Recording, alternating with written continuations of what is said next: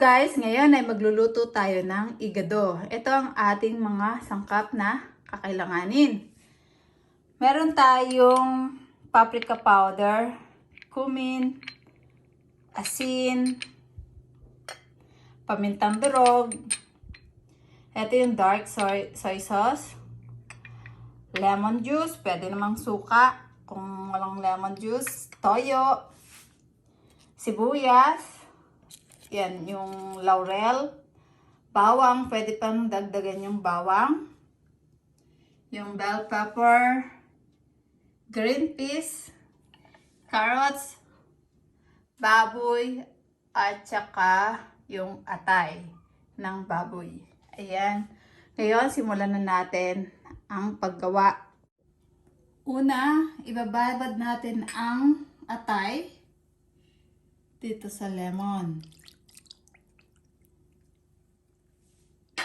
Lagyan natin ng konting asin.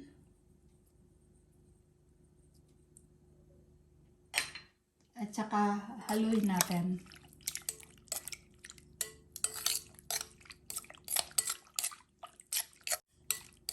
Tignan nyo, nag-iiba ang kulay ng liver, no? Dahil sa nagpabad ng lemon, no? Kahit suka pa yan. Ganyan magkukulay yung atay. Ayan guys, okay na. Ibababad muna natin siya. Ngayon naman, ang susunod ay itong baboy. Yung pork ito. Lalagay natin itong toyo.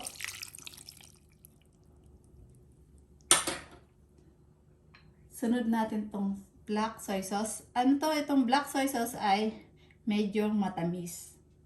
Makita nyo, malapot siya. Ilagay na natin itong cumin, paprika powder, paminta, at saka haluin natin. Mamaya na natin lagyan ng asin kung kinakailangan. Hindi ko na siya lalagyan ng bawang kasi ayoko ng sariwang bawang. Gusto ko lulutuin yung bawang. Ayan, nahalo na natin. Ibababad natin siya. Simulan na natin ang pagluluto. Pasensya na kayo sa aking kawali. Nagpapapalit na siya. Papalitin namin yan pagka nagkapera na kami. Kawawa naman. Ayan, maglagay tayo ng mantika sa kawali. Dahil mahinit na itong kawali na to. Initin natin itong mantika. Siguro naman mainit na mantika dahil mainit yung kawali, diba? Ilagay natin itong bawang.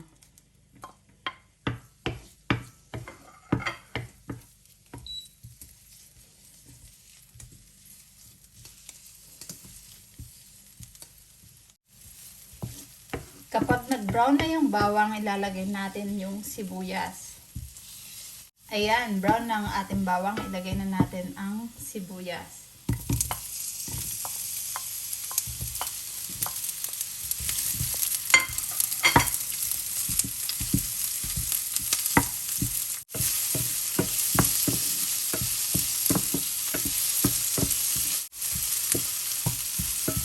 Ang bango talaga ng bawang at sibuyas pagka ginigisa, no? Sabi nila, pag mabango daw ang bawang at sibuyas na ginigisa, ay sinungaling daw yung nagluluto.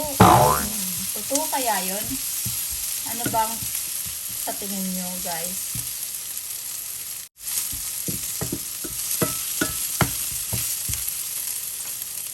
Kapag naluto na ang ating sibuyas, pwede na natin ilagay ang ating baboy. Ayan.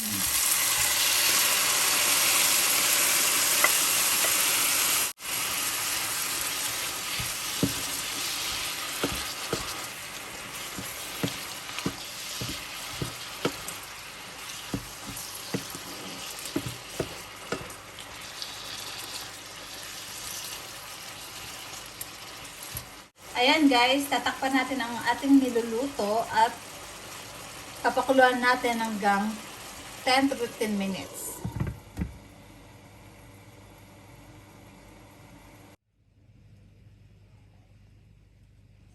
And guys, pagka kumulo na ganyan, check natin time to time.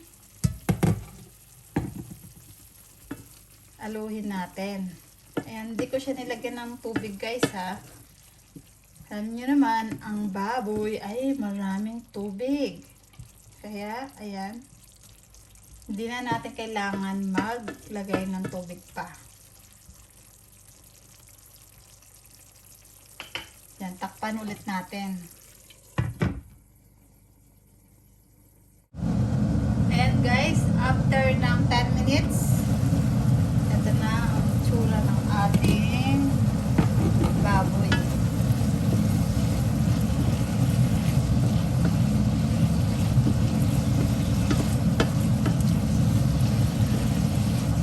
Wala na yung tubig. Ngayon naman ilalagay natin yung atay. Ayan, tinugasan ko yung atay guys. Tinanggal ko yung asin. Tsaka yung pagkaalat niya. Hindi ko na ninipisan yung yung hiwa ng atay. Pwede niyong nipisan kung gusto nyo.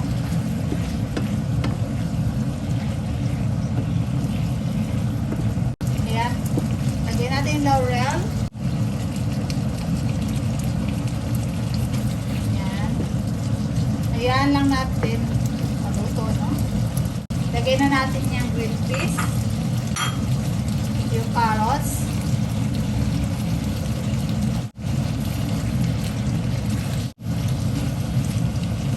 Natin. Mamaya-maya natin konti ilalagay yung bell pepper.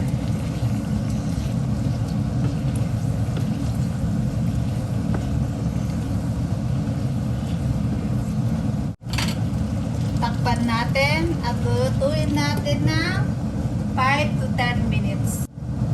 And guys, check natin time to time. Araluin na dahan-dahan.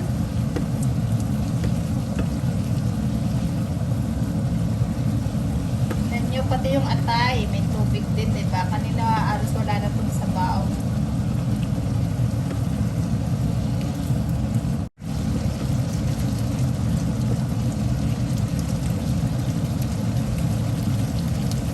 Tatakpan ulit natin siya.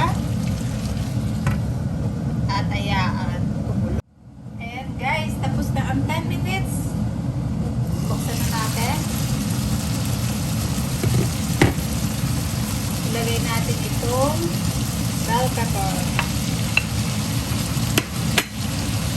Nakaluin natin.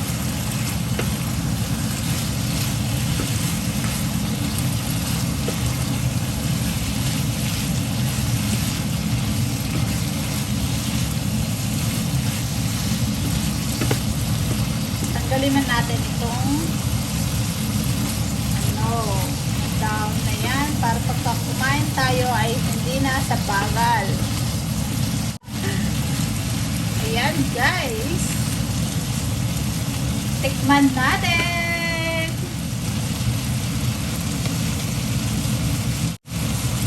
Tikman natin yung may baboy, may atay, may carrot.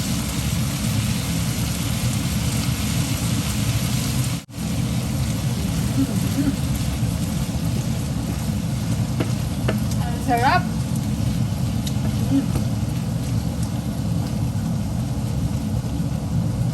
Ang sarap guys, grabe. Ang sarap. Masarap siya guys, try nyo. Pwede nyong lagyan ng sili kung gusto nyo o dagdagan pa ng paminta para mas maanghang. Pero sa akin tama na to dahil para sa mga anak ko makain nila. Sana magustuhan ng asawa ko, sana i-try niya.